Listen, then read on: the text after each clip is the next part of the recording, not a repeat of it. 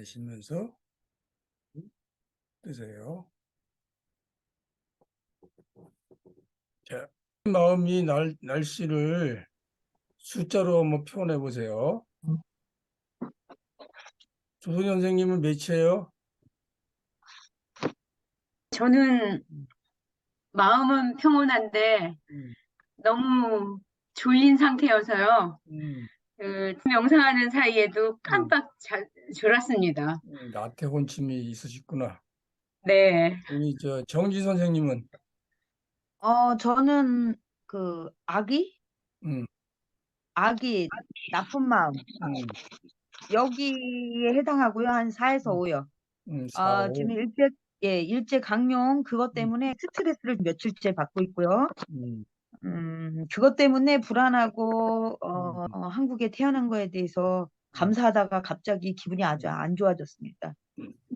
김용도 선생님은 저는 4 정도 되는 것 4 정도? 이 마음 같아요. 상태는 어떤 게 주로 많았어요? 아, 아직 정리되지는 않은 일들에 대해서 음, 조금 스트레스가 좀 있어요. 스트레스가 음, 있다. 이명태 선생님, 저도 한 뭐 8이나 뭐 이렇게 됩니다. 그 5가지 중에서 어떤 게 주로 남아 있어요? 가까운 사람들과의 관계 어려움도 있고, 요즘 우리가 혐오와 적대 이렇게 돼 있어서 음, 세상이 어지럽고 혼란스러워서 거기에 음, 대한 걱정은 좀 있습니다. 그러시구나. 전부 다 그 강제징용 문제에 좀 마음이 산란하실 거예요. 자, 그동안 5장에 대해서 쭉 얘기를 했는데 오늘은 총 정리를 하겠습니다. 이렇게 5가지예요. 감각적 쾌락의 탐욕, 악의 성냄, 해태원침, 게으름과 나태, 들뜸과 회한, 회의적 의심 5가지가 있는 거죠. 이거를 극복하는 순서는 첫 번째가 회의적 의심과 회한을 먼저 극복을 해요. 그 다음 단계가 악의와 감각적 탐욕을 극복을 해요. 그 다음 단계가 해태와 혼침, 게으름과 나태함 극복으로 마지막으로 들뜸이 사라진다 그래요. 요거를 순서대로 알아볼게요. 오늘은 그, 아리아 성인에 대해서 좀 자세히 알아볼 거예요. 회의적 의심과 회화는 예 단계에서 소멸한다 그러는데 예류자는 해탈의 흐름에 들어서 결국은 해탈한다. 그래서 예류자라 그러는 게 예비 흐름에 들었다는 뜻이에요. 예류자에 들어가면 회의적 의심과 회한이 사라진다 그래요. 왜 그러냐 하면 무상구 무아에 대한 회의적 의심, 회한이 사라지고 무상구 무아에 대한 회의적 의심이 사라지면 원인과 결과를 식별하는 지혜가 생긴다 그래요. 그래서 계금치견을 버림, 계금치라고 하는 건 그 잘못된 그 계율을 얘기하는 거예요. 이 당시에 개, 돼지로 태어나면 해탈할 수 있다 이런 견해가 있어서 그걸 믿는 종교도 있었대요. 이걸 계금치견이라고 얘기하는데 이런 게 사라져서 그 전보로 다니는 거나 미신을 안 믿는다는 거예요. 자, 감각적 집착이 사라지나 감각적 탐욕은 남아있다고 얘기를 해요. 요걸 제가 한번 설명을 할게요. 감각적 집착과 탐욕이 어떤 건지. 이렇게 설명을 해요. 사람이 태어나는 세상을 깜마로까 욕계라 그래요. 욕계에 태어난 사람들은 누구나 감각적 몸을 갖고 태어나요. 왜냐하면 사람은 동식물 먹고 살 수밖에 없잖아요. 그래서 그런 거가 눈에 띄면은 감각적 쾌락에 대한 욕망이 생기게끔 프로그램이 돼 있어요. 그래서 육계에 태어난 사람들은 누구나 다 감각적 쾌락에 대한 욕망이 있어요. 근데 그 첫 단계는 감각적 즐거움을 그냥 느끼는 거야. 아, 저거를 먹으면 즐겁겠구나. 이렇게 생각하는 거예요. 두 번째는 감각적 쾌락에 대한 탐욕이 생겨가지고 막 갖고 싶어서 안달이 나. 세 번째 단계는 너무너무 갖고 싶어서 사고 치는 단계예요. 백화점 갔다가 마음에 드는 물건을 발견했어. 근데 첫 번째 단계는 야, 저걸 내가 사줬으면 참 좋겠다. 이렇게 생각하는 거예요. 근데 탐욕 단계 들어가면 내가 저거 꼭 가져야 되겠어. 저걸 어떻게 하면 내가 살 수 있을까? 네, 마지막 단계 들어가면은 너무너무 갖고 싶어서 훔쳐요. 이렇게 3단계의 강박적 쾌락에 대한 욕망이 있다는 거예요. 요 3단계까지 가면은 뭐 중독 경상 비슷한 거죠. 그 전 단계가 감각적 쾌락 탐욕 단계예요. 요 단계는 인터넷 쇼핑에 들어가면 물건을 막 사고 싶어가서 떠나지 못해. 3단계는 필요도 없는 건데 계속 막 사. 집착이 심한 거죠. 예루자가 되면은 감각적 집착은 사라진다는 거예요. 사고 치는 마음은 사라졌는데 그래도 저걸 사야 되겠어. 인터넷 쇼핑으로 안 떠나고 있는 거 그런 걸 얘기하는 거예요. 그 다음에 악의성냄, 악이 나쁜 마음인데 남을 해치는 마음 그런 마음이 불화 수준은 낮아져요. 불화는 사이가 안 좋은 정도가 되는 거지 막 화가 나가지고 누구랑 막 싸우고 그 사람 해치려고 하는 마음 그런 건 사라지는 거예요. 그 다음에 이 질투와 인색함이 사라져요. 이게 질투와 인색함은 성냄의 일종이거든요. 대신 나누는 마음, 칭찬, 격려의 마음이 늘어난다 그래요. 이 예루자의 가장 큰 특징이 뭐냐 하면 탐욕도 있고 악의도 있어요. 근데 탐욕과 성냄을 냈다가도 이 세상이 무상고 무하구나 이 생각이 들면은 그 반성을 해서 바로 사과를 해요. 여러분들은 탐욕하고 성을 냈다가 잘못됐다고 생각하면 곧바로 반성을 해요. 반성을 하면 여러분들은 예류자 단계에 이미 들어와 있는 거예요. 예류자에서 작은 예류자가 있고 큰 예류자가 있어요. 작은 예류자는 예류자 들어가기 전 단계. 뭔가 이렇게 욕심을 냈다가 화를 냈다가도 연기를 생각하면 곧 반성하는 게 아니라 조금 뜸들여 할까 말까 그러다가 결국은 반성하는 거 그런 게 그 작은 예류자 단계예요. 자, 두 번째 넘어갑시다. 일례자 단계에서는 감각적 욕망과 낮은 악의가 아직 남아 있어요. 감각적 욕망과 악의가 남아 있는 상태. 일례자라고 하는 말은 그 마음을 수행을 했는데 좀 덜해가지고 세상에 다시 한번 돌아왔다가 그 해탈한다 그런 사람을 얘기하는 거예요. 감각적 탐욕이 감각적 욕망 수준 낮아져 있어요. 그래서 감각적 즐거움이든 욕망은 있지만 감각 대상을 소유하고자 하는 갈망은 사라진 거죠. 백화점에 가서 뭐 물건을 봤을 때 내가 저걸 사면 참 그 기분 좋겠다 이런 마음은 있는 거예요. 그런데 그걸 못 사면 큰일 날 것처럼 안달복달하는 마음 그런 마음은 사라진 거예요. 그래서 원하는 거를 얻지 못해도 참지 못하는 마음이 줄어든다 그래요. 그리고 악의는 아까 불화 얘기한 거 그보다 훨씬 더 낮은 수준으로 쇠퇴하는 거예요. 이 사람은 한번 돌아왔다가 천신으로 환생을 해서 그 다음에 해탈한다 그렇게 얘기를 해요. 그 다음에 감각적 탐욕과 악의가 사라지는 단계가 와요. 이건 불안자라 그래서 불안자라는 말 뜻은 이 세상에 다시 돌아오지 않는다는 거예요. 색계 정거천이라고 천신들이 사는 데 있어요. 거기 머물다가 바로 해탈한다. 그런 단계예요. 감각적 쾌락을 즐기는 마음은 남아있어. 그래서 뭔가 감각 대상을 보면은 즐거운 마음이 일어. 이쁜 여자를 보면 그 즐거운 마음이 생겨요. 그래서 그걸 즐기기도 해.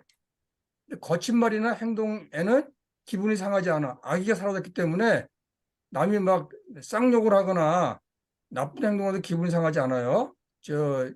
정진 선생님, 그 현 정부가 지금 우리한테 거친 말하고 행동을 기분 나쁘게 하잖아요. 이런 것에 대해서 기분 상하지 않고 현명에 대처하는 단계가 이 단계예요. 해통쯤 남아 있어서 고요한 상태를 즐기려는 마음이 남아 있어요. 그 다음에 수행하다가 이 선정에 들어가면은 한소식했다는 자만 오만심이 일어나서 마음이 미세하게 들뜬 상태예요. 무지가 남아있는 상태라 그래요. 마지막 아란 해태와 혼침, 들뜸 등 오장애가 모두 사라지고 무지 또한 사라져, 라는 느낌도 제거된다. 구름에 달 가듯이 어떤 경우에도 평정심으로 살아가다. 아란이 되면은 해태, 혼침, 들뜸 등 5가지 장애가 모두 사라져요. 마음에서 원하는 것이 없어져 가지고 감각적 대상을 봐도 평정심 유지가 돼. 백화점 가서 아주 좋은 물건을 보더라도 그냥 평온한 마음으로 되는 거예요. 또한 무지가 사라져서 나라는 느낌도 없어요. 그냥 조건 따라 태어났다가 조건 따라 사라지는 무생명체 하나지, 그런 느낌밖에 없어서 구름에 달가듯이 평정심을 살아가는 단계가 아라한 단계예요. 아리아 성인은 현대적으로 해석하면은 신인류다. 욕계 살면서도 욕심 있는 세상에서 한 단계 벗어나려고 발전한 새로운 인류다. 이렇게 해석하는 거예요. 제가 옛날에 전 세계에서 수천 명이 명상 없는 공동체로 살아요. 그 오로빌 공동체를 만든 사람이 오로빈도라는 사람인데, 간디아와 같이 독립운동했던 독립투사예요. 이 사람이 인도 독립 선고가 난 다음에 자신은 사람들을 정화하는데 힘을 써야 되겠다 그래서 전 세계의 사람들을 모아서 그 수행하는 공동체예요. 거기서 그 오로빌 명상 공동체의 목적은 실인류를 탄생시키는 거다. 그렇게 얘기를 하고 있어요. 아리아 성인은 실인류다. 여러분들이 수행하는 거는 실인류가 되기 위해서 하는 거다. 실인류의 특징은 지속 가능한 행복을 추구함. 지속 가능한 행복이 뭔가요? 그 전에 말씀드릴 때 감각적 쾌락, 행복 이런 것도 급이 있다 그랬잖아요. 이 감각적 쾌락 더 좋은 게 그 선정의 기쁨 이렇게 말씀드렸잖아요. 그래서 어떤 감각적 쾌락은 어느 정도 시간이 지나면 쇠퇴, 불만족으로 바뀌어. 근데 이 실인류가 추구하는 행복은 지속 가능해서 시간이 지나더라도 변하지 않고 쭉 유지되는 거예요. 그런 행복을 얘기하는 거예요. 그래서 아리아 정인과 실인류는 지속 가능한 행복을 추구하는 사람들인 거예요. 자, 행복은 이렇게 정의하는데, 행복은 부족감이 없는 상태. 부족감이 없으면 어떤 악조건에서도 불만, 불안, 고통이 일어나지 않는다. 이건 제가 말한 게 아니라 그 하버드 대학 행복학 박사가 한 얘기예요. 김홍수 선생님 읽어보실래요? 네.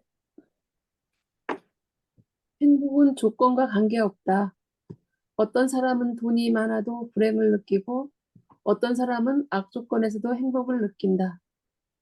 자원의 많고 적음이 문제가 아니라 자원을 제대로 활용할 자신감이 있느냐 없느냐가 문제의 핵심. 자원이 많아도 자신감이 없으면 부족감을 느끼고 자원이 적어도 자신감이 있으면 충만감을 느낀다. 행복은 확신, 깊은 확신, 좋은 일이든 나쁜 일이든 인생을 펼치는 모든 것을 효과적으로 다룰 수 있는 자신 있는 감정이다. 이제 그 사람이 쓴 책이 해피어라는 책인데, 여기 168쪽에 행복은 확신, 깊은 확신, 좋은 일이든 나쁜 일이든 인생을 펼치는 모든 것을 효과적으로 다룰 수 있는 자신감 있는 감정이 행복이다. 이렇게 얘기하고 있어요. 그래서 지속 가능한 행복은 최종적으로는 원함이 없는 행복이에요. 여러분들 원함이 없는 상태를 경험한 적 있으신가요? 내가 바라는 게 아무것도 없어. 행복해지는 길은 2가지가 있는데, 한 가지는 내가 원하는 거를 갖는 거예요. 원하는 거를 성취하면 행복해요. 또 한 가지는 원하는 게 있지만 그걸 포기해서 원하는 게 없어. 그러면 만족감이 생겨 행복해지는 거예요. 2종류 행복감이 있어요. 근데 생명이 붙어있는 한 원함없는 상태가 지속되는 것은 쉽지가 않아요. 하지만 부족감을 느끼지 않고 자신감에 충만하다면 원함이 싹 사라지지 않아도 행복감을 느낄 수 있다.